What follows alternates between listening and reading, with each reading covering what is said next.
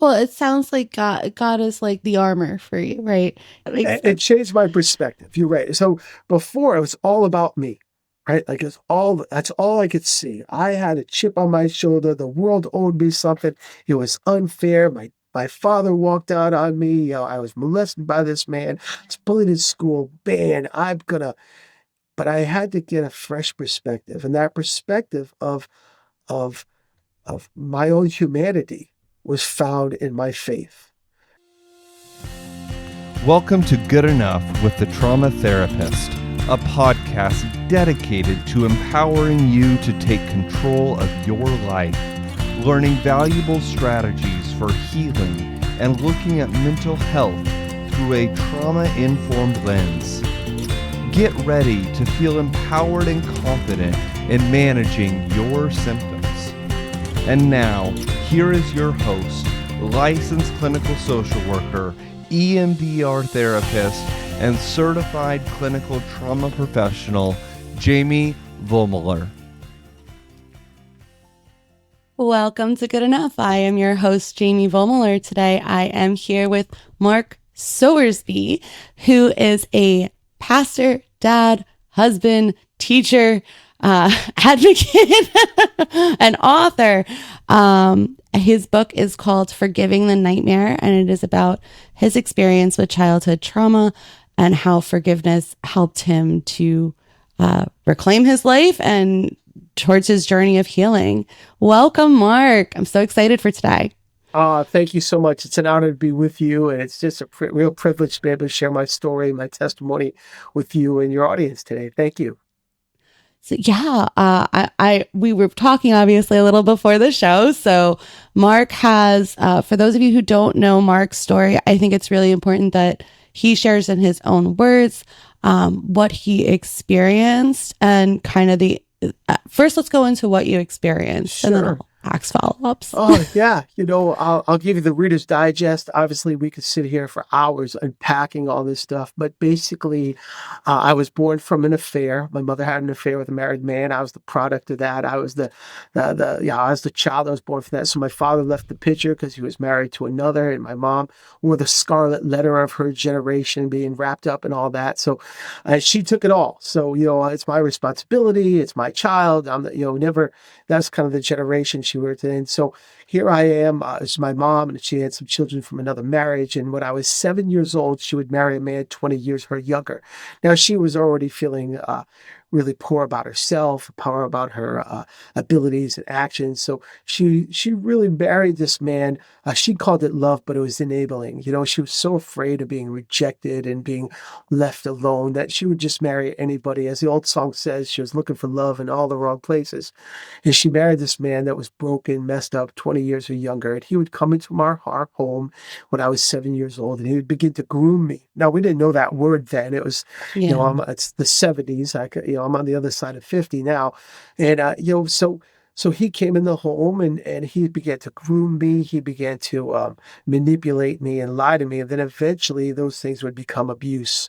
And at 7 years old, he would come into my bedroom. I'd never forget the night where he walked across my threshold, and I heard the crackling of the threshold. I felt the weight of his body, the smell of his breath, as he stole from me my innocence, of my dignity and my value. And even though that was very ugly and very horrible, and I don't want to make light of that because that act was just pure pain, but what he said to me after, the words that he spoke to my spirit ringed far longer than even the physical abuse. And anybody that's been through physical abuse can understand the words where he said, Mark, this was your fault. Mark, you wanted this to happen. Mark, no one will ever believe you. He took away any of my strength and any of my power. And for the next 7 years, till I was 14, I was abused. Excuse me, I was abused physically, emotionally, sexually. I was beaten, burnt, stabbed. I was sold to other men in prostitution for whatever commerce he was getting, drugs, alcohol, whatever he was doing. So these were the 7 years of my life from 7 to 14 that really were obviously ugly, a nightmare. It was horrible. It was horrific because I never knew. I was living on eggshells. I was living in just a state of panic all the time. People say to me, how did you feel back then? And I was angry, I was sad, I wanted revenge, but really how I felt mostly was numb. I just felt numb. I didn't know, I was 7. I didn't have a system. I didn't have Yeah. I was just trying to figure out a way out, how to get this all to end and stop. Um, and eventually it did because two things happened. First of all, I fought him off. Now, it wasn't a Mike Tyson moment, but I kind of just pushed him off me and I ran. And I was 14 years old. But then I found a loved one in my family, an adult that I went to, and there's power in belief when somebody believes for you, and Yeah. that adult stood up for me with their might, their strength, their ability. And after 14, I was never physically abused again. And I wish I could say, okay, that's the end of the story. Everything was perfect after that. But it was just really the beginning of my journey Yeah. to forgive my nightmare. Yeah. And I assume, especially when you were telling your story, that piece of like what is said is almost, it's worse than what is done, right? And I think that that's so crucial for people to understand, because a lot of people will compare traumas, right? Like my abuse wasn't so bad because of this, but first off, trauma doesn't have to be this big T sexual assault for it to have that long-standing impact, and it could just be the threat of something happening. That I think that's really important for people to understand. And two, the words play in our head, and contribute to that inner voice that we all have, right? We all have that like internal critic.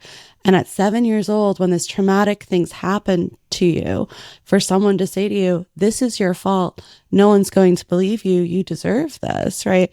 It really reinforces what most like if a child wasn't already feeling that way, which most children are kind of primed to, just because how we're raised in society, that we should be seen and not heard, right?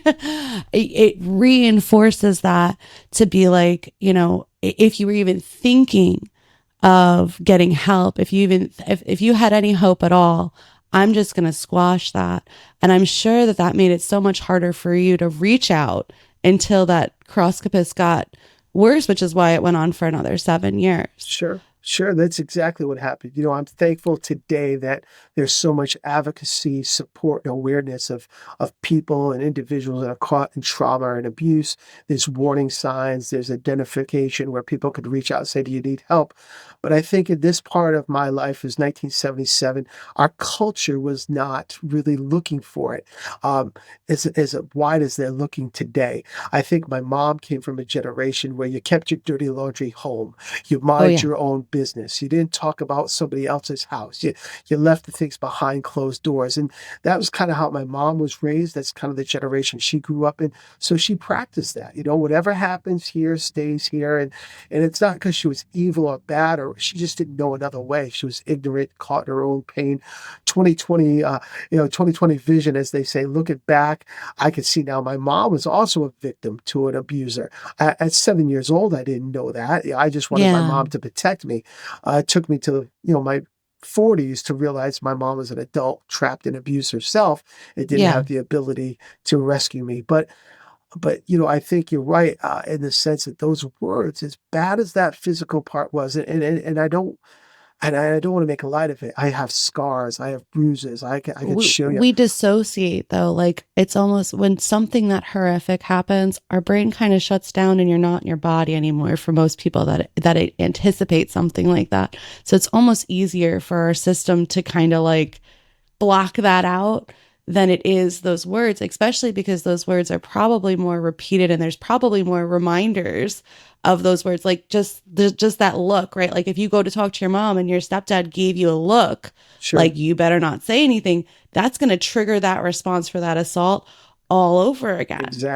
Exactly. And that's what lasted far longer than the physical abuse, was those words that kept me tethered, that kept me tied, it kept me trapped. It was like a rudder to my life. I gravitated to things and I avoided other things because of the way I felt about myself, always not knowing who I really was, because I always had this echo that ringed inside me that I was never good enough, that I was never smart enough, not knowing my biological father, being abused at home. And then in school, I was in special ed. I'm dyslexic. So, compounded by the bullying of being a special ed, the small bus, that was me. And, Yeah. and so it was just this storm of like, who am I? And I was for many years trapped in this crisis of going, well, how do I find hope and help? And how do I have the courage to speak, about what I want? When can I say no? When can I say yes? When I say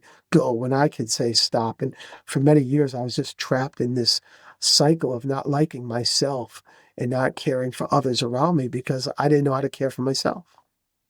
Yeah. What made you so willing to go to someone in the family and open up? Like what was the precipice that happened that made you be like, I can trust this person? Just for people out there that just so they know, like, what made you feel comfortable enough? Because I think that had to be a life-changing moment for you, even Sure. if it wasn't, it wasn't the end of the story, but it definitely opened up possibilities for you to actually start healing. Sure. The person I ran to was a loved one I really respected, one that cared for me, and one that brought me into their family and treated me like their own. It was an Mhm. extended relative, but one that made me, it was like a surrogate father, if you would, to me. It was really somebody close.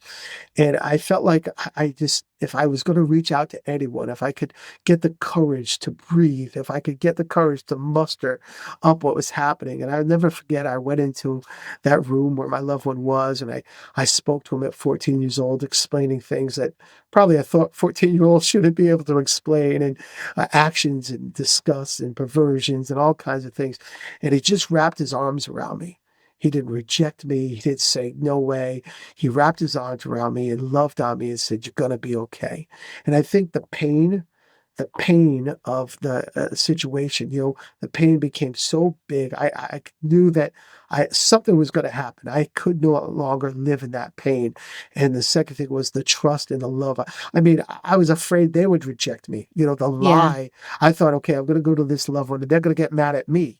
They're going to say, why Um, did, my eyes are literally tearing up right now because as you're saying that, like, I know what a big moment that is to like be like, here's my truth, and someone not like they just you're gonna be okay and wrap you in a hug, like that feeling of safety. Just if that's all they said alone, that's such a relief. Like sure, when you've sure. been through something like that and you're Yeah. suffering alone for so Yeah, long. I'll never forget that day for two reasons. First of all, it's my uncle, and they really protected me. And I was 14, so in my head, I was a grown up. I was a big kid, right?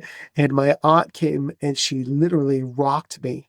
It's the last time that somebody held me and literally rocked me, and and I'll never forget that moment because I was 14, a little old to get rocked, but that was just the expression of compassion, love, acceptance, freedom, hope. So, even though I was kind of a big, bulky, chubby little guy at 14 years old, she made room in her arms, she made room in her heart, and just rocked me as my uncle defended me with his power, his might, his strength, and his love. That's really beautiful, Pastor Mark. How for you the journey to forgiveness, right? Because the book is Forgiving the Nightmare. Did you start with I mean, I would think you'd start with forgiving you if you were blaming you for all of that long, but like where does it start? Like where did you start in that journey? Well, for me, I got to, I'll put on my pastor hat a little bit here, and I won't preach. I promise I won't be a preacher, but I got to share. My faith is so much a part of this story. It's weave it in, and that's, who I That's am. So totally fine, and that's uh, your authentic self, and that's I that's think who I that am. for So faith a lot of people can relate to that. So, I at 14 years old, the abuse ended, and I found myself never wanting to be home. And we were living in an apartment complex, and we had a pool at this apartment complex. And at the time, I was about 15 and a half. And the lifeguard, she was 17, so she had my attention, right? And she invited me to go to church with her. And to be honest, I would have went anywhere she invited me to go. I was just a young teenage boy, and she was a teenage girl. And she brought me to church, and it was a church I never experienced before. It was, they raised their hands, they had guitars. It was more charismatic. I didn't know the words then, but I found something in that group of acceptance. And of course, it's a much larger story here, but I found something that they reflected. I found acceptance. I found support. I found hope. So I wanted what they had. And they told me that was having faith. That was telling me believe in God. That was calling on the name of the Lord. So I did that, and Christ became my Savior. And so that just began the journey. I don't want to lie to anybody and say, oh, I went to church and everything was perfect. What happened is when I went to church, I said, God, if you're real, I think we've all had that same prayer. God, if you're real. So my journey didn't start with me seeking forgiveness. I want to be very clear. I'm not that good of a person. I'm not that righteous. I'm not that nice. My journey I didn't say, oh, look at me. I want to forgive. No, it didn't start that way. At that broken 16-year-old, 15-year-old kid, I walked into a church and I said, God, if you're real, I want to know you. I want to know if you're a real God. I don't care about the name on the door. I don't care about who's in the church. I don't care about who passes the plate. I just want to know God.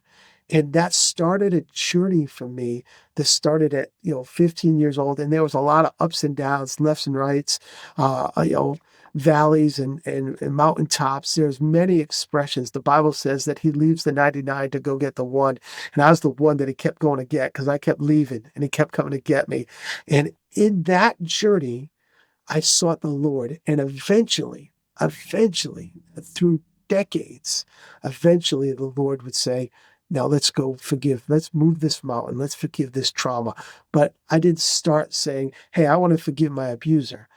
I wanted to say, God, I want to know you. And in that relationship and knowing God, in that true, not religion. I consider myself the least religious guy in the world. But in that relationship of knowing God, God would eventually bring me to see him greater than my abuse. And that's what happened. My perspective changed. And it took a long time. It was not overnight. I didn't go to bed and wake up like that. This was a journey. But God became greater than my hate for my abuser. God's word became sweeter than the lies of my abuser. God's kindness became kinder than the trauma of Everything my you've abuser. endured. That's right. I love that you're articulating it that way, because it is that relationship that you had with God, right? That relationship, that unconditional love that we're all taught, no matter who you believe your God is, we're all of us in the world, our God is the person that's supposed to love us unconditionally, right? Amen. Right? Amen. That they are the Almighty. And I think it's that unconditional part helped you to start to see yourself differently, to start to believe in yourself, to have faith that you can try new things and do new things and trust other people, and trust yourself, because it is, I'm having a hard time articulating it, but it is super powerful. And you were saying how you went to that one church, and we talked before the show, and I said, I'm not a super religious person. And I know we have listeners that aren't always religious, but I am very spiritual. And I think that there is something about community. And I think that God and the church for a lot of people can bring community. And when I was 16, we moved to North Carolina. And I was raised Roman Catholic. I'm Italian Irish. I'm from Long Island. There's Roman Catholics up the wazoo around here. But when we moved down south, we went to a Baptist church, and it was my first time experiencing a church where they told me to pick up a Bible. It was the first time that someone said to me, what are you doing? Like, you need to read that, because I could tell you anything. And if you don't read yourself, you're not going to know what I'm preaching you. And I really liked that about that church, because it didn't feel like they were just trying to feed you, but they really wanted you to have your own relationship with your higher power, because that is how you grow. Because really, for me at least, spirituality is a way for me to continue bettering myself and become more like the image I want to be. And I think that at least for me, as a bleeding heart liberal empath who's been through a lot of trauma that makes me care about everything and everyone in the world, right? Aspiring to be a better human, surrounding us by people of faith that believe in, community above self, and trying to understand the other perspective and reaching out and giving what you have, right? There's something about that positive look at the world that allows our brains to continue to make more positive connections instead of feeling alone and isolated and stuck, right? You could experience the same thing, but if you have the community, or if you have a community of support around you, right? Even without the church, right? Like when you were 7, you didn't have that support. You didn't have a single human you felt you could trust, that you could go to. Very alone, very isolating. I'm sure that led to a lot of really uncomfortable emotions, feelings, and behaviors. But then once you open up that and you have your own community, it becomes easier to try new things. It becomes easier to have a little faith in yourself. It becomes easier to dip your toe in the water and start experiencing life in a different way. You articulated that very well. I think I would probably just put it this way. One of the greatest commandments is to love our neighbors as ourselves. And that's what I Yeah. want to do. I want to love my neighbor as myself. And trauma, the abuse, helped me, it taught me not to love myself. It taught me to loathe myself because I was Yeah. ashamed, I was angry, I was scared, I was embarrassed, I was broken, I was brainwashed, whatever. And that's what happened. So until I could really love myself, I could not love my neighbor. And how did I learn to love myself? But my faith journey took me to a God who loved me so much that when I felt like junk, when I felt like the bottom of somebody's shoe, when I felt like a leftover, when I felt like I had no value, no importance, I would read the word of God. It would say, I love you. I'm there for you. I tell people that I walked into the church and I met some great people. Not perfect people. Let me just say that. They're not perfect. I met some kind people, not perfect people. And these people gave me the people I love the most gave me some of the worst advice I ever had. Not because they were evil, not because they were mean, because they didn't know. They didn't know how to handle. They didn't know what to say. They wanted to say something. And I remember somebody said to me, they said, Mark, if you have faith of a mustard seed, you can move a mountain. I thought, what does that mean? I don't know what that means. I have no clue what that means. So I went to prayer. I didn't know how to pray. I didn't pray in King James Version. I didn't pray. I just talked to God like we're talking now. And God spoke to my heart. It wasn't an audible voice. It wasn't, I just believe God impressed upon my heart. This is what I think God said to me. He said, Mark, don't worry about moving the mountain. Worry about moving the pebble. If you can learn to move the pebble, just a little thing, and the pebble turned into the rock, and the rock turned into the stone, and the stone turned into the mound turned into the hill turned into, and it got bigger and bigger. And then eventually, after being married and having kids and walking through life and failing my own failures, and looking at my past and blame and shame and one day in my prayer closet, God would say to me, again to my heart, he'd say, let's go move that mountain. And I remember knowing that mountain meant, will I forgive the person who abused me? And I thought, God, I can't do it. I don't even know if I want to do it. I don't even know if it's right to do, God. And the Lord said, well, how'd you do everything else? And again, this was just in my heart. And I said, well, Lord, you were with me. And God, you helped me through it all. And he said, the Lord put it on my heart that I'll help you do this. So then the Lord brought me on this place where I learned 3 things that really helped me forgive, really helped me to say, put forgiveness in the correct perspective. And the 3 things I learned was, one is that forgiveness is not approval, right? So sometimes I think when you go through trauma, you go, well, if I say I forgive, I'm letting them off the hook, or I'm saying it's okay, or I'm giving in, or I'm saying, you know what? Forgiveness is not approval. Forgiveness is not acceptance. You can forgive and still say what you did was wrong, horrible, evil, sinful, against the law. I can forgive and still call the cops. The second thing I learned is that forgiveness is a one-time event. It's not like, hey, that 16-year-old that walked to church one day and said, okay, God, I'm here. I had to forgive at 16. I had to forgive at 17. I had to forgive when my kids were born. I had to forgive, I had to forgive all these different parts of my life as I grew, as I matured, as I realized things in my life. Everyone brought up a different, and then lastly, I learned that I could have my boundaries. The word of God tells me that God is a just God, that vengeance is his. And really, unforgiveness I was being trapped. I was waking up every day putting on that cloak. I was waking up every day being weighed down by this demand. My abuser wasn't. He was just doing his thing, but and I no longer I didn't want it. My wife didn't need it. My children don't want it. And I said, God, how do I get rid of it? So I realized that, I don't have to do Christmas morning. I don't have to do Thanksgiving. And it doesn't mean I hate. It doesn't mean that but for me, forgiveness was this. And again, more of a pastor view here, but forgiveness was, God, I'm putting it in your hands and I'm leaving it there. I'm not picking it up. I'm giving it to you, and I know you will be right with it because you've been right to me. So I don't have to worry about it. I don't have to control it. I don't have to demand it. I surrender it to you so I can be the husband, the father, the friend, and the neighbor, and the person I want to be. So that's what forgiveness helped me. I love all of that. One of the things I wrote down before we met was your definition, or what I thought was your definition of forgiveness from your website, which was allowing things of the past not to have control over the things in the future. That's right. And That's right. I feel like when we talk about forgiveness for a lot of people with trauma, it becomes kind of controversial. And some people be like, how dare you tell me how to handle? And I think what both me and you advocate for, because I very much agree with your sentiment, it is not about, I have to forgive them for them. It's forgiving them for you. Whether or not you ever speak to that person again, whether or not they're in your life, right? Like, those are all your boundaries and your choices. Like you said, you get to navigate that, but you're forgiving them. It's essentially taking their power away from them to continue to emotionally ping you, as we would say in my field, like that trigger of like, I'm so angry. Like, it's just like, you just let it go.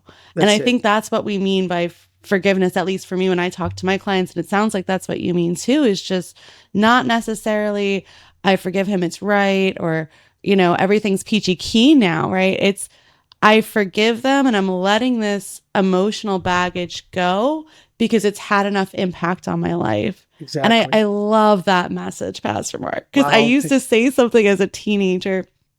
I used to say that it didn't matter much to me, like what other people, I lost my train of thought there. Still working with pregnancy brain, guys. I got like a month in from birth, and I lost the train of thought. We'll edit this out. It's fine. But no, the forgiveness aspect of you're forgiving for you. It's really like learning to let go of what others done to us. Helps heal you. Can you explain? Can you elaborate on that? Because I feel like that's what you're talking about, and I'm not doing a good job articulating. No, you're doing well. You're doing well. Forgiveness for me had a system. It was. I think you're reading the results, right? You're seeing the overflow of you. What you're seeing the response, and I love that you're articulating the response. But truly, what happened is that my forgiveness was first birthed out of seeking God. So God became bigger, right? Like my perspective changed. So I tell this story a lot. When I was growing up, we didn't have a million TV channels. We came home and we just had a few. And on PBS, it was Bob Ross. Remember Bob Ross, the painter, the Afro guy, Happy Trees, right? So we'd come home from high school and I'd eat my Captain Crunch cereal, watching Bob Ross. And in a half hour, he'd paint a masterpiece to my untrained eye. I'd be like, this is so cool. But at the end of every Bob Ross painting, he'd put like a tree in the middle of it. He'd paint a cabin, a lake, or a pond, and he'd put this tree in the middle of it. And what he was doing as an artist, I found out years ago because I asked, not that I am an artist, is that by putting that tree there, he was creating depth. He was creating a depth to his picture. He was moving the subject further away. He was moving the subject of the cabin or the lake. By putting a tree in the center, he was giving this optical illusion. He was giving this depth to his painting. And I thought about that. And it for me, by putting God in front of my trauma, putting the cross of Christ in front of my trauma, that helped build some depth. I don't ever pretend that I didn't go through what I went through. It's a part of my narrative. It'll always be a part of my story. Those 7 years were stolen from me. Obviously, they shaped my psyche. But you know what? They don't control me anymore. That's not my identity. The worst part of my life doesn't have to be the sum of my life. The worst part of my life, I know it's there. And I have my triggers, smells and sounds, and believe me, and I have to take a deep breath and go, Today, I have chosen by the grace of God to forgive. So I have those, believe me, but it doesn't direct me anymore. It directed me. It led me so, it was who I was. You were Mark the abused guy, but now it's, it's not my identity. It's not where I live Yeah. for. I like to think now I'm a child of God, not just a broken person anymore. Well, it sounds like God is like the armor for you, right? It was like that armor that gave you that strength to be like there is a little more distance here. I'm no longer, it beefed you up. Does that make It sense? changed my perspective. You're right. So before it was all about me, right? Like that's all I could see. I had a chip on my shoulder. The world owed me something. It was unfair.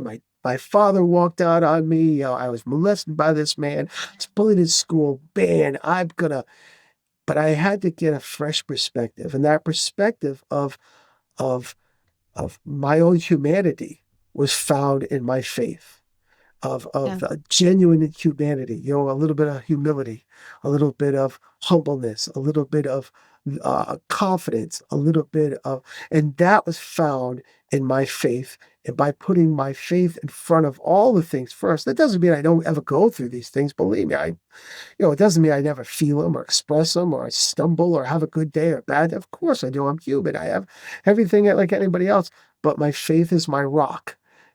David said this in the 23rd Psalm, and you probably are very familiar with it. David said, I had to walk through the valley of the shadow of death and fear no evil, for my Lord God is with me.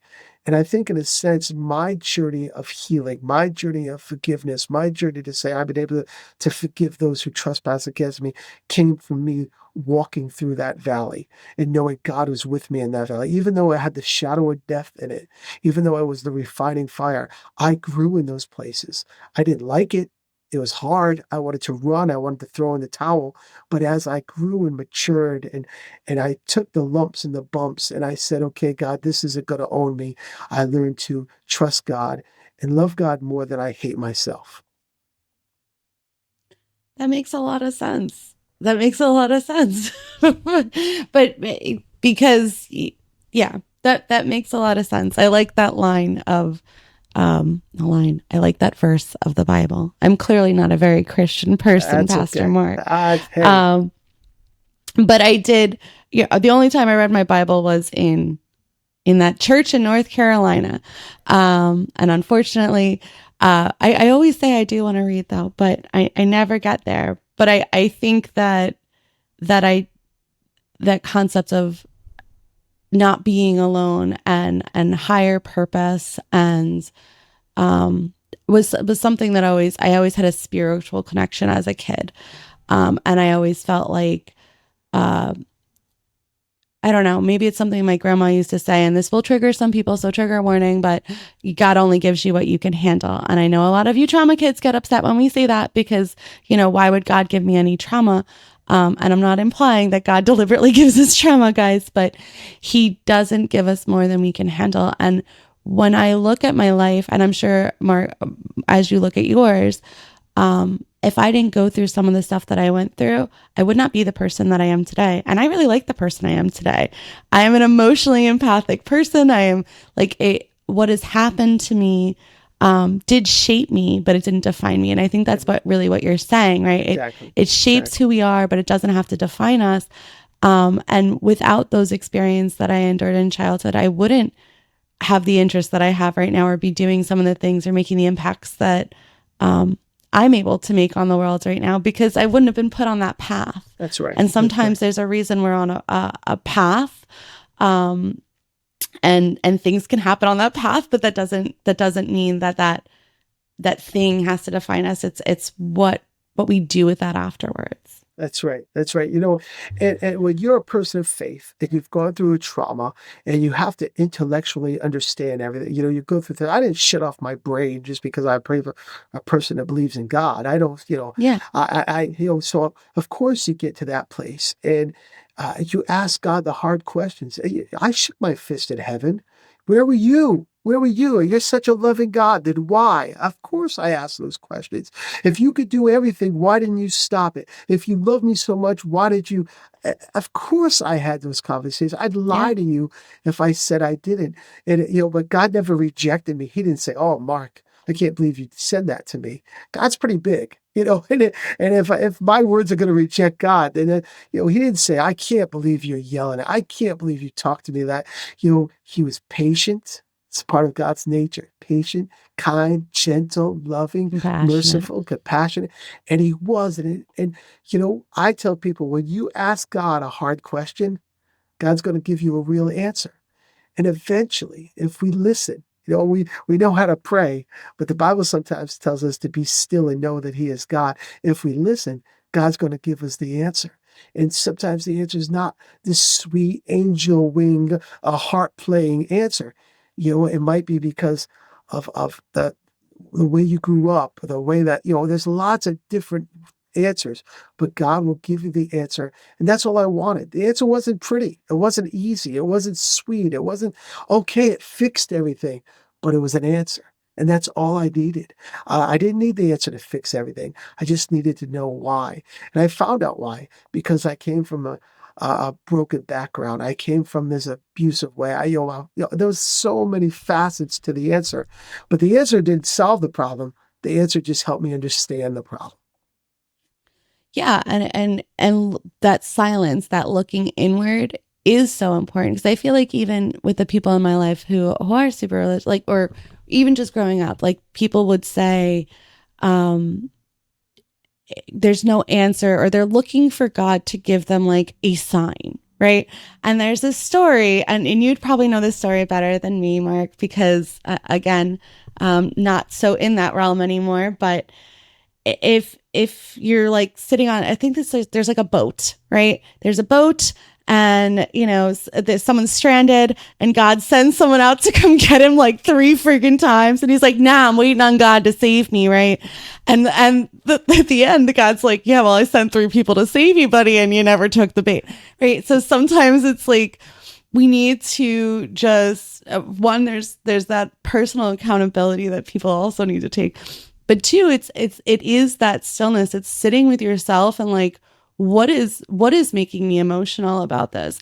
What is hard for me to deal with about this? And like letting those emotions sink in, because with trauma, there's a lot of anger. Even when we know our parents did the best we could, like you said, you had a single mom, right? So she had a single mom. She had multiple kids. Clearly she was in a pattern of abusive relationships. She probably did not feel like she could support her kids outside of this man, even if she felt like he was horrific, because she didn't have any self-esteem to get and leave. And in the 70s, like, let's be real, her options for surviving with children on her own are pretty nil. So we get caught in these situations, but as children, we look at that still from that mind of that 7-year-old, or even, I know when you said again, when you had children, when I had children, it triggered a lot of my trauma, because I'm like, how did my parents respond to me in that way? Just because like, it's just like, oh my God, like my kid is exactly like me. And like, not that I've never, I've yelled at my kids. We all have triggers, right? I'm not a perfect mom. I'm not going to give that to you guys either. But I do apologize, and I do the best I can.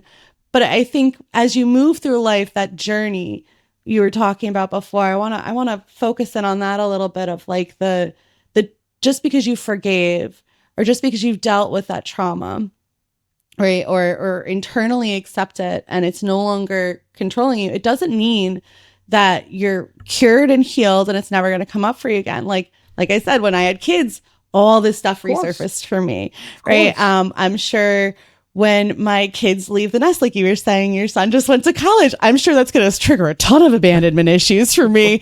Like, it will come up throughout life. It's just, I think when you have that shift in mindset, that shift in perspective, that belief in yourself, that what happened to you doesn't need to define you. And maybe it shaped you, but it doesn't define you. That's right. It allows us to, you just move forward. And this is just a beautiful thing. No, again, I think the way you articulate that is beautiful. Of course, we all have triggers, and of Yeah. course, when those traumas show up, those minor things, those things that just want to race me back to my past and want me to respond in that old way, I have to kind of take an inventory, and it's tough because everything is ready to go, everything's ready to erupt, everything's ready to come out, everything. Hey, back off, stop, knock it off, flee, run, go. You kind of have to take that second breath and kind of take inventory around you. Go, you know what? I'm really not getting hurt right now. You know what? Everybody around me, my wife loves me. You know, uh, my kids are okay. They're eating food. They're good. I got my 50-inch television. Everything's good. And you kind of just have to take a deep breath and not go to DEFCON 5, not go to the extreme, where somebody, I tell people oftentimes when you've gone through trauma, when somebody says to you, hey, I need to talk to you.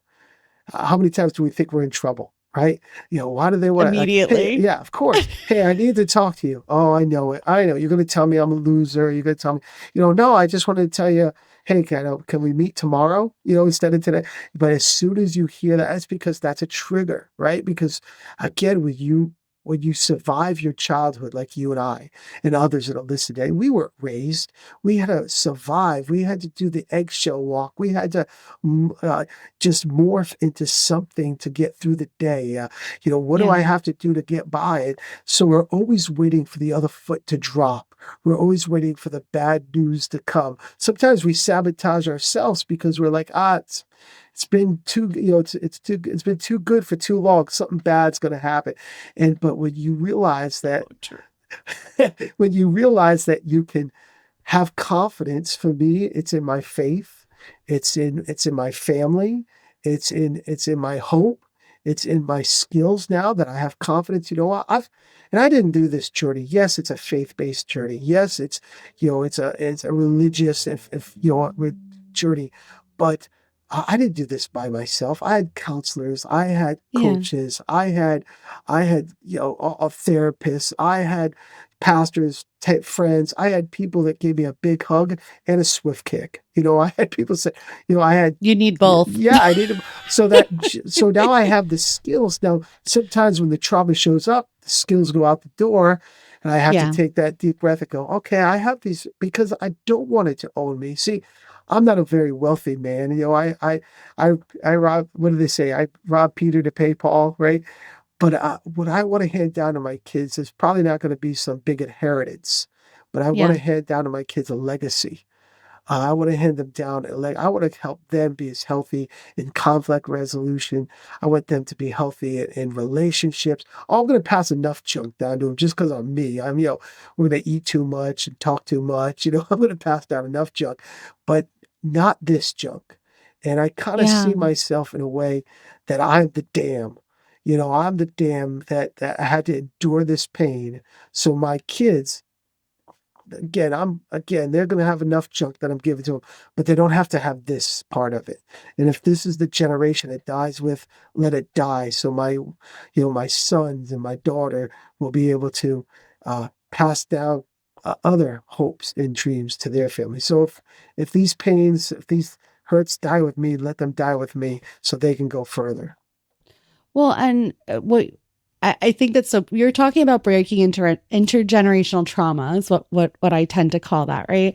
And I'm so passionate about that because, most of us trauma kids, our parents weren't some evil beings. They did love us. They did the best they could, right? Which I think makes a lot of people avoid getting help because they're like, oh, I'm a whiny baby and there's no reason for me to complain right now. But it does affect if you're not dealing with it, if you're not doing that work, if you're not learning to forgive and look at yourself and separating yourself from all of those triggers that make you struggle with that not good enough. And as a trauma kid, I think it's almost universal that you struggle with, I'm not good enough. And I need to that and the I'm responsible, I need to fix it. Right. Because you don't want to cause any more problems. Yep. And the it's my fault. Like we have a high sense of over responsibility, And we take on everything else. And we tend to really, really neglect ourselves and stay on these burnout cycles. And despite being really, really empathic human beings who mean well, I see a lot that people will repeat patterns from their childhood that they don't mean to be repeating because they're just so emotionally dysregulated. And that's what happens when we try to push all that down and not work through it and forgive what happened to us and forgive ourselves for what happened. I think that is so, so very important, because when we don't, and we don't want to look at it, and I've talked to people that'll say that it's too painful. And I say to those people, it was extremely painful, but you'll probably never endure anything as traumatic as that ever. Like, if you can survive that at 7, right? As a 34-year-old woman or a 50-year-old man for you, right? Like, you can definitely handle stuff. Like, 7-year-old, you can handle that. So 50-year-old you, like, yeah, you can climb Mount Everest, Mark, because you have that innate ability. And when we do the work and we look at ourselves, we're able to move past that. And I think that it's concerning to me that so many parents nowadays, because I think everyone wants to do better than the previous generation. And I think in my field, a lot of what's missing is parents will bring kids to treatment and be like, this kid is anxious. Well, let me tell you, every anxious kid I've ever worked with, and I used to work with oppositional teens. That's where I started out in the trauma world, because I was an oppositional teen. But every single one of those kids, right? It wasn't just the kid, it's the environment. It's what the parents are doing that's making them feel like there's a need to be anxious, right? Or there's a need to not have confidence in themselves. And even if they're doing the right thing with their kids, it's how they're talking about ourselves, because we're the models, right? So even if you don't hit your kids, yell at your kids, or any of that, but you have really poor emotional regulation, and when you get mad, you start screaming in another room and throwing things, like, kids pick up on that, and they pick up on what we're modeling. So I don't know. I'm just going on my tyrant about how it's so important to work through your stuff. No, I love it. So that our next generation doesn't have to do it, because when you work through it, you're able to have that distance you were talking about between, what's triggering you and your immediate response, so that we're not replaying this with our kids. You're right. I'm smiling because I think of the different worlds that we kind of speak to. We speak to these two different worlds, but in so many ways we're speaking the same thing. Yeah. You say it very, you articulate it with a very clinical vocabulary, and I articulate it with a very church or spiritual, but you know what? There's a lot of the same similarities. You talked about breaking the cycle of generation, and we call that generational curses, right? We say the same thing. We call that, and oftentimes I'll say to people, and this really put a big smile on my face, because I'll say, when I'm preaching or sharing or teaching it, I'll say, what we push down, God wants us to pour out. And so I'm laughing because you use those same pictures, those same illustrations that I would use, because truth sets us free. And, that's true. So, I want to break those generational curses. I want to break those generational chains. I don't want to be, not that I didn't have them, with the patterns that you talk about. My self-medicate, I never self-medicated with alcohol or drugs, but boy, cheesecakes and cookies, that was, I just recently lost 100 pounds, and, because that's my security blanket. I didn't get strung out on a drug or an alcohol, not because I'm better. No, I was probably too afraid, but I found my comfort in food. I found, food never rejected me. Food was always there for me. When I was mad at myself, I'll cheer myself up and have 3 pizzas. When I was mad at myself, let me just go and have something to eat. So food became a comfort, became a trigger, and that pattern was really, that's probably harder to break than the forgiveness was. Because I could hear the fridge calling me, so. It's a maladaptive coping skill. It's like, you eat the food, it releases the dopamine, and that's been going on since you were a kid. That's right. That's a hard one to break. That's a hard one. That's right. But I struggle with that too. I tend to be an emotional eater. My favorites is I tend to be an emotional eater at night though. Like if I can't sleep, if I have insomnia, I'm probably getting a tub of Ben and Jerry's and down and that whole thing. Like it's not a good thing. I like binge horribly.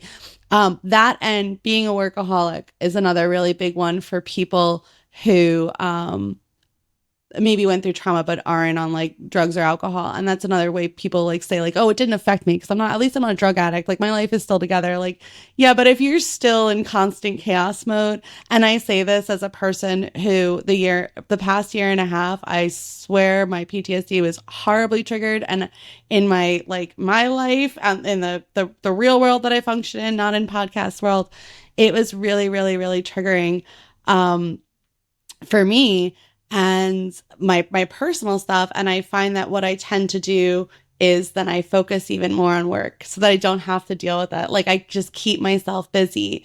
And there are so many people that I work with that do that, or there's just so many people in the world that do that. Like it's like, oh, I can't, right? I think of like a mom that has 2 kids, right? And the dad isn't paying child support, but maybe he was abusive. So she doesn't want to, she won in court. She doesn't want to take him to court because she doesn't want to poke the bear, right? That's scary.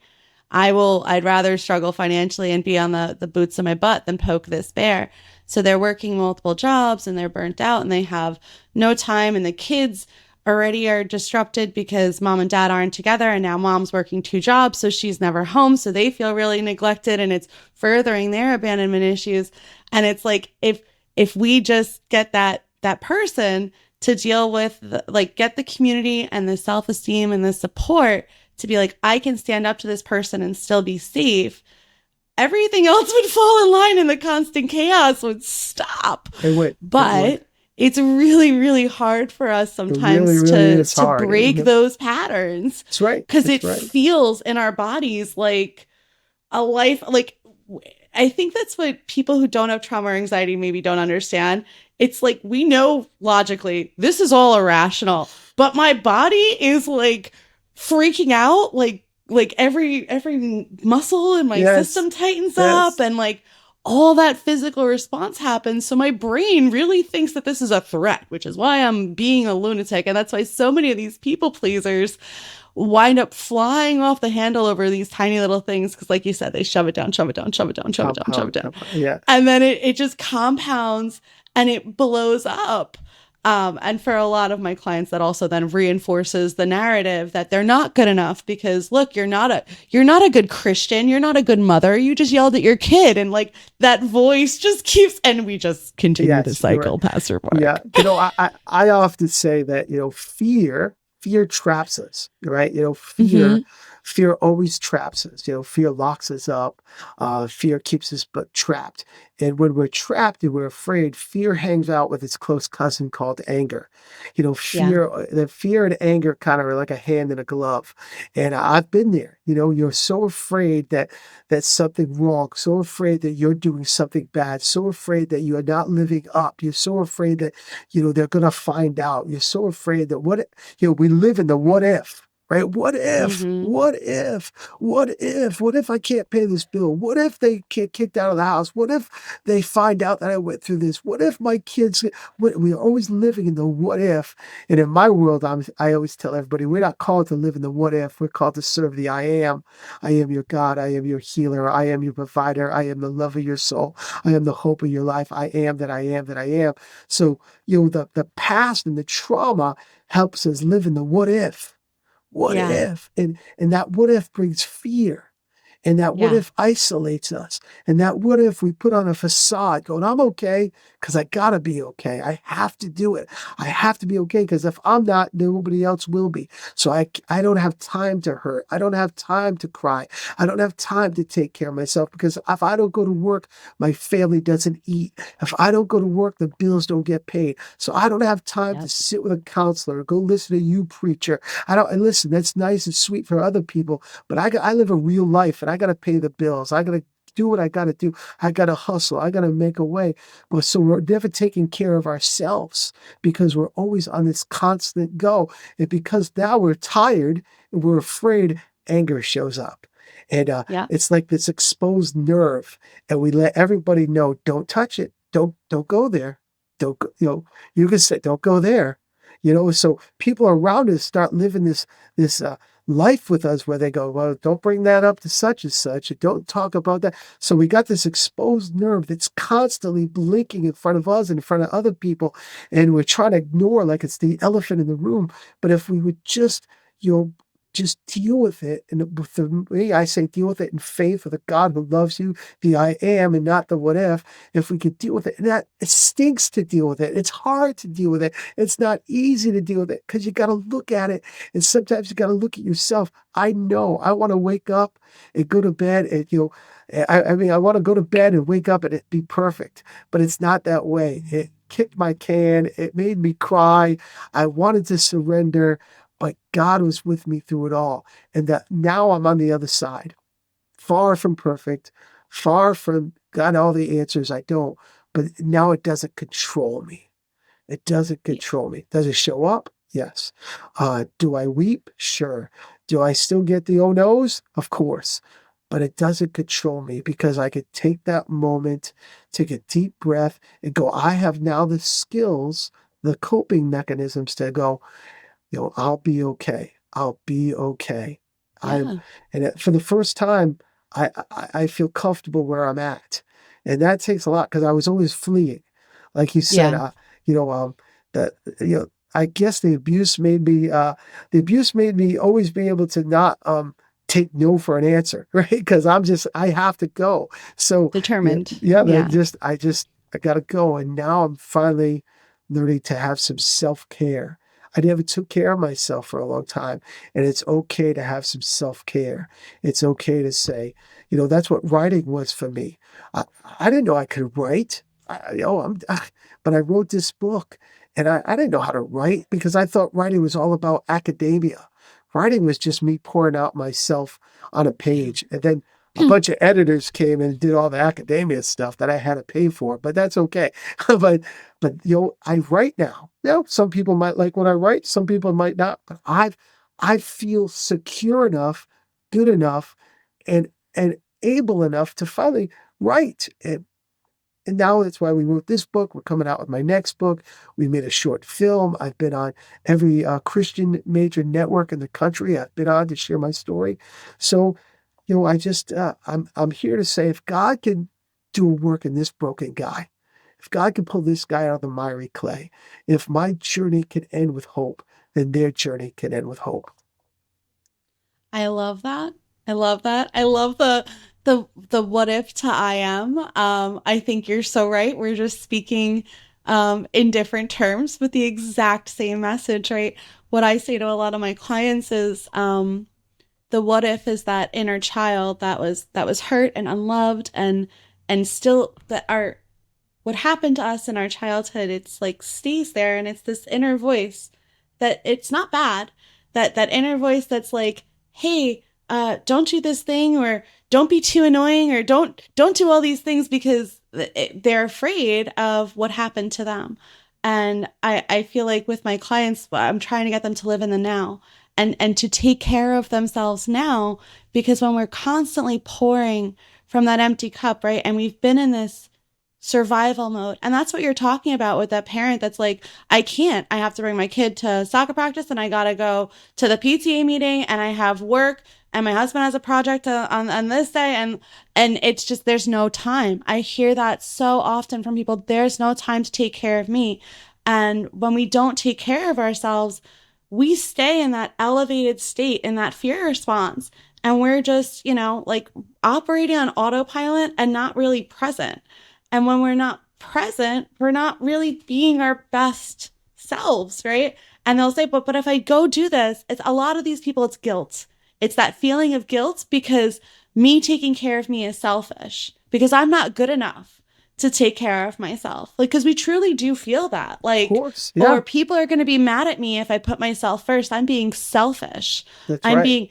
But like, and that for me as a trauma kid, as someone who struggles with that core belief, I'm very fortunate that I have a spouse who also struggles with that core belief, but is very supportive. And he knows that, like, for me, I say all the time, and I preach to my clients all the time, self-care, self-care, self-care. But it's a process, right? Like, it's an overtime thing. It's not like just because I know this now, even as a therapist, I'm like, my self-care is on point. Like, no, I have 3 kids. I have my nephews. I run a business. Like, my life is chaos, and I need to work on that all the time.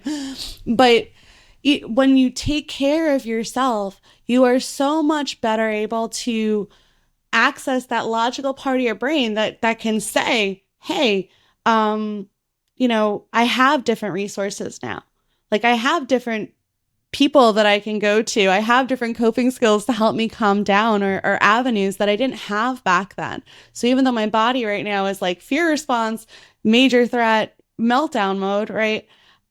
If just because I'm in credit card debt doesn't mean that the world's going to end. Like, most of Americans are in credit card debt, right? Like, I remember I was talking to my husband about that the other day, and he was like, I don't like ever being in debt, because bad year, we got into debt, and that's not common for us because we're on top of our stuff. And he's like, it just makes me so uncomfortable, and I'm just so anxious, and I want to work more to, like, get down all this debt. And I was like, babe, like, the amount of stress that's going to cause on us for you to work all these extra hours and be away from the house and be away from the kids, and the kids are already adjusting to all these things, in the grand scheme, is probably not going to make our day-to-day any happier. And our debt's not going to go down that much. And even if we have, he would be able to pay it off, but I'd rather pay the interest. You know what I mean? Like, and I think that it's like learning to balance, like, because for him, in his mind, he's like, I need to work because this is a financial problem, and I am the father, and I need to take care of this, right? And in my mind, and that makes sense for him, but on the flip side of that, it's like, but you also need to enjoy time with your kids and be there for your family. And in the grand scheme, is credit card debt going to destroy us? No, my house is fine. My bills are paid. Like, that, there's no real threat. It just feels uncomfortable. And sometimes we got to learn to just sit with that discomfort. That's right. And realize that nothing's going to happen, and you're That's right. okay. And you That's can right. still enjoy your life, That's right. It's been interesting because it's been very eye-opening for me in the past month since I gave birth, being home with my husband all the time, talking about things. Because I am that type of person, as I said, that I'll focus on work. And when I was home, I was like realizing, like, all these things that I missed, and I wasn't emotionally attuned with him because I was so in survival mode.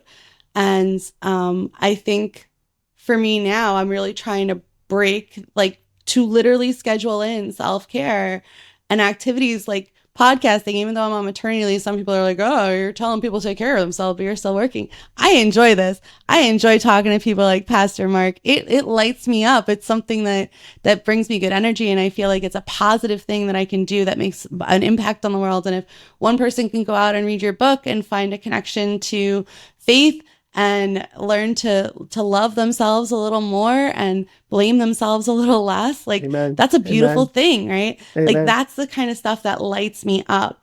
And I think what you were saying too about that constant movement that we need as trauma kids, that this, so we can avoid, when we turn and look at, like, what actually makes us happy and start doing self-care like that. Like, for me, it's like doing this podcast. For you, it's writing that book. What is that self-care that you can make time for? Because, if for even with small kids at home, like, I can write a book while they're sleeping or napping or or what, it's like, you can always find the time if you prioritize it. You're right. You're right. I as you talk, I think about how our trauma steals from us our value, so we don't feel Yeah. good enough to be able to do that. I remember one day I was sick in school, and it was junior high school. I think I must have been, 13 years old, and the school called my mother's husband to come and pick me up, and he brought me home, and he beat me up because he was mad that he had to leave work or whatever. He had to stop. And he said, you're not sick. You're not sick. You're not sick. And I was. And he sent me back to school. And I had to go back through that door. And I'll never forget, my counselor was coming out, junior high counselor. And they saw me. They said, Mark, I thought you went home. And I didn't give myself, I didn't even cry. I just was there and present. And, and again, it was a different time. They didn't see the scars or they hear and I went back to class. And at that moment, something clicked inside me saying, okay, you can never be sick again. You can't stop. You can't stop because this is what happens. So as an adult, when I said, hey, I want to take some time for me. And when I got into that place, I didn't know what to do. I Yeah. was like, do I watch TV? Do I look at my phone? Do I go for a walk? I gotta be, and to be still was so unfamiliar, okay, all right. Like, what do I Some of do? our nervous systems aren't wired that way, right? When we experience trauma, or even when our parents experience trauma, that can be passed down through our biologics. And I swear, my son Michael, Mark, I say it all the time. He was born anxious. Like, he was born like me, and his brain is just like he's on high alert. He picks up on pitches that other people don't. Like, it's a survival skill, and it's how his brain I think is. my youngest is that way. My youngest has definitely got a lot of me in her. So yeah, she's 11. Either she's going to burn this world down or she's going to run it. That's either way. There's no black and white. Either she's going to burn it all down or she's going to rule it. That's my 11-year-old. She's either going to be she's either going to do one or the other. There's no middle ground for her. She'll either be the queen of the world or she's taking us all out with her.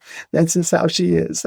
Yeah, but that yeah, it's very, very interesting to me how that trauma is it can affect our brains and how we can undo that. Um Mark, we do have to wrap up. I want to ask you my question that I ask everyone. Okay. And I'm gonna edit this because I messed up like a million times, but it's fine. I don't know why I'm so nervous today. Thank you for being kind and compassionate. Oh, you're wonderful. You're wonderful. It's chronic anxiety, man. Oh, please Okay. don't. Please don't. We drink from the same cup. I promise. I promise. I know. It's just it's a I think for me with the podcast, a lot of um it is that not good enough stuff. It's that fear that other people in my profession will be like, "Oh, well, if you talk about this or if you overshare here, if you don't share here." Like, it's just like that people will nitpick you and pull you apart.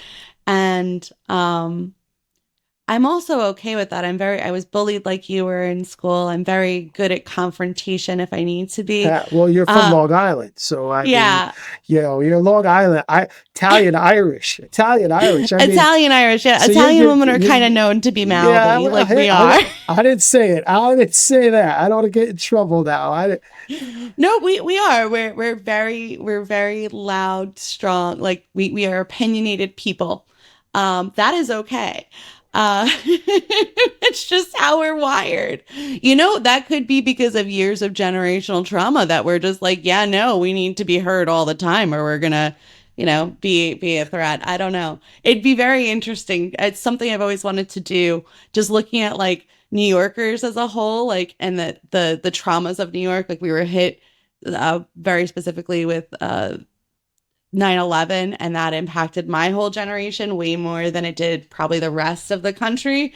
And if you look at different segments of the country and the things that they went through, there's very different mannerisms, but I think that has to do with like how those communities survived, right? So New Yorkers are very like, we're all gonna do it and work hard and blah blah blah. And like our mentality is just so different than like the Midwest, where I ran a business in the Midwest, and they were like, yeah, like we work 9 to 5. Our family is our family, and I'm like, what? Like, as a New Yorker, I'm like, everyone I know has worked 2 jobs their whole life. What do you mean? It's interesting how we all see the world and how that's shaped from our worldview and our ancestors' That's worldview. right. But anyway, Mark, my last question for you, my dear, which I ask everyone, is what does it mean to you to feel good enough? What is your definition of that now? For me, to be genuine and honest, it means to love God. That's what Okay. it means to me. It means that I'm good enough not because of anything I have done. I'm good enough because what God has done. So for me, When I love God, I'm able to be good enough in that, because in God is where I learn how to do everything else. My first stop, my first place is in Christ. And through the Lord, through my faith, I learned to be a better husband, a better father, a better friend, better. And that all begins and ends with me loving God. So to feel good enough, because the Lord tells me that he loved me so much that he sent his only son to die for me. For God so loved the world that he gave his only begotten son. And that love helps me know that I'm good enough in him. And in him, I'm able to be what want to be. I'm not perfect at it. No. If you came to my church on Sunday morning, you'd hear me preach this. We don't live perfect lives. We live forgiven lives. We don't live perfect lives. We live forgiven lives. And that's why I feel good enough, because Christ has forgiven me and he loves me. That's a beautiful, beautiful thing. Thank you. Love that. So Mark's book, for all of you who are interested, it is Forgiving the Nightmare. It is available on Amazon, correct? Yes. You can get it Okay. on Amazon. Check us out at forgivingthenightmare.com. Awesome. Check them out. Mark has a ton of videos about his stories, and some of the short films that you were discussing are on that website. I was watching them. They're really quite heartwarming. Like they brought up emotion for me, guys. So I would really recommend that you go to forgivingthenightmare.com. If you're not quite sold on the book yet, watch those videos, and I'm telling you, you're gonna want to read it, because even that, it like was like, this is something that's gonna melt my heart. I could just tell. Thank you so much for being here, Mark. That was my honor. Thank you so much for having me. And I just want to remind our listeners that you are good enough. Till next time, guys. Thank you for listening to Good Enough with the Trauma Therapist. We appreciate you listening. While our host may provide some personal and professional advice, we want to remind you that this show is for entertainment purposes only. Each individual situation is unique, and Good Enough is not a substitute for mental health treatment. If you need a therapist and are located in New York or Missouri, feel free to reach out to us at liendr.com or resilient-mo.com.